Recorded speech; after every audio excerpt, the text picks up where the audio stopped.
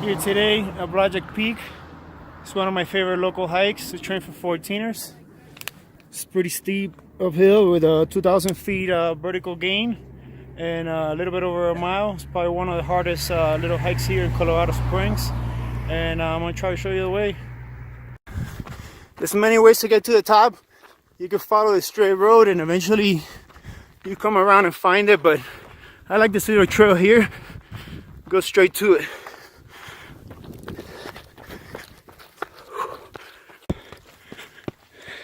Peregrine Trail.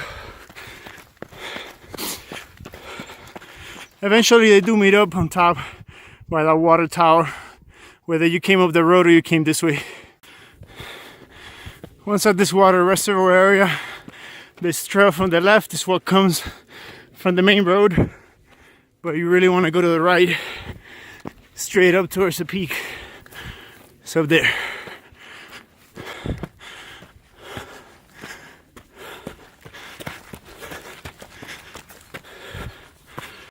You're gonna want to make a left after that rock formation. There's really no signs, but you can see that the peak is gonna be on your left.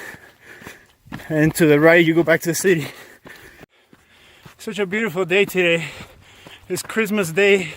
I just was playing around with my kids all morning, and now it's my time to play. So I come out here to do Blodgett Peak real quick.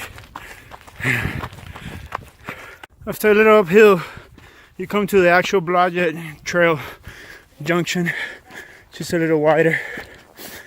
And then here, you're gonna want to stick to your left. Hello. Hi. How you doing? And this where the trail starts getting a lot more technical. I'm gonna have to put on my crampons here, I think.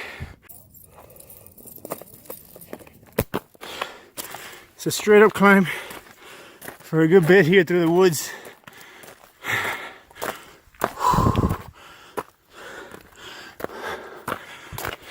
It's a mile in, and there's usually here a waterfall in the summer. That looks beautiful, but so cold that everything's just completely iced out. So the trail's right here to your left. Doesn't look like a trail, just very steep. Follow those rocks straight over this way.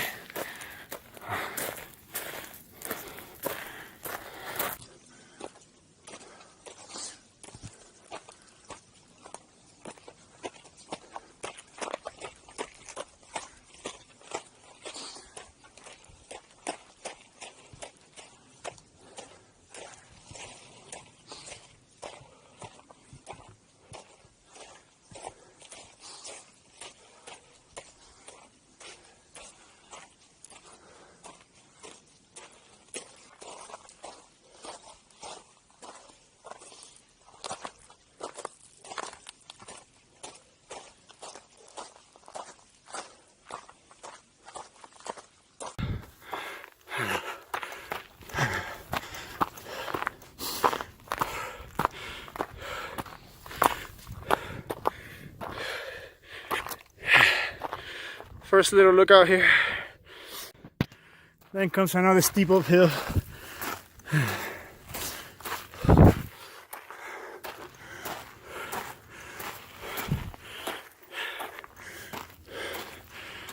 Just tackle it whatever way possible. There's really no real trail.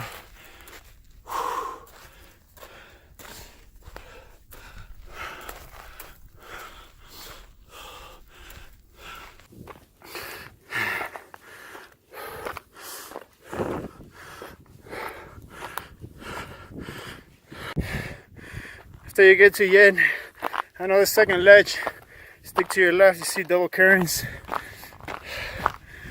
It looks like it goes downhill for a little bit, but then it goes right back up. As soon as the downhill ends, there's a split, go to the right.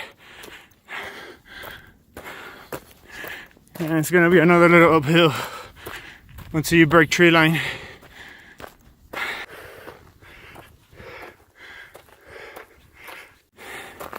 Eventually you hit an area that feels like tree line, and it's just because we had a wildfire here about 4 or 5 years ago that burnt all this area.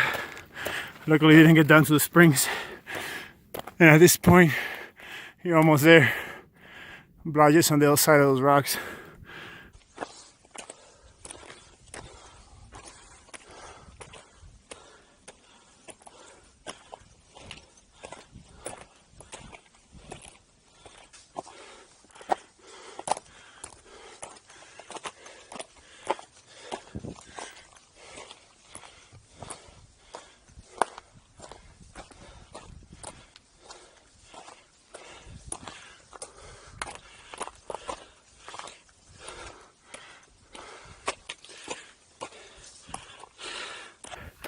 Just made it to the top of the saddle.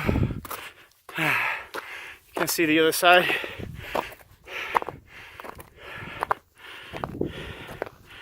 Into the Sawatch Range over there.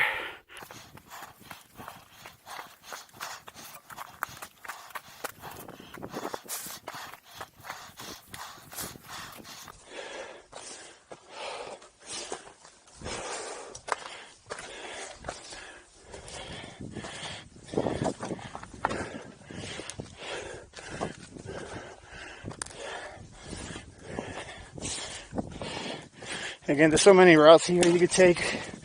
Just make it fun. Make it whatever you want to be. That's why I love coming here. Feels like a 14er.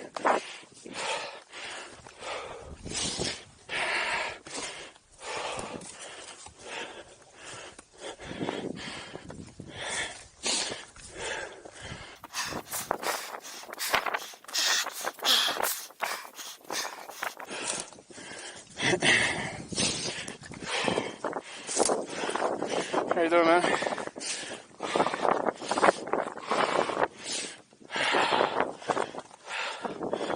Woo!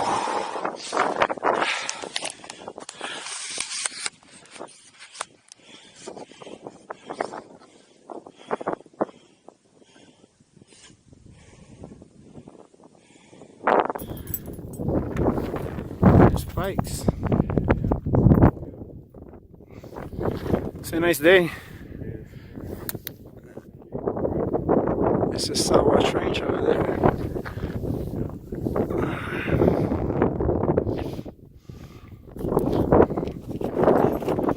The springs. Come up here, don't forget to sign in. It's the most. There it is. And leave it where it belongs. Time to head back down again.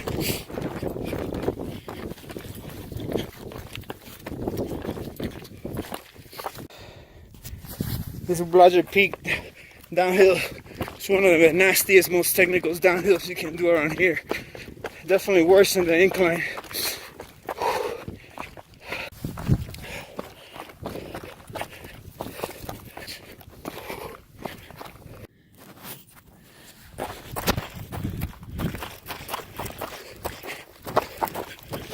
I've done this trail many times before, but today, because it was icy, I wore my spikes, and oh my, it makes such a difference. Even in the muddy areas, I could just crimp on so good.